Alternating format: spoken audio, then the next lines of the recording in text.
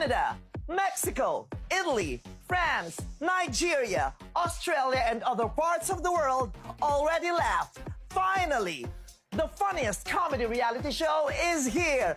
Makikipagbardagulan na sa tawanan ang mga Pinoy. Ako po, si Vice Ganda, at ito, ang Last One Laughing Philippines!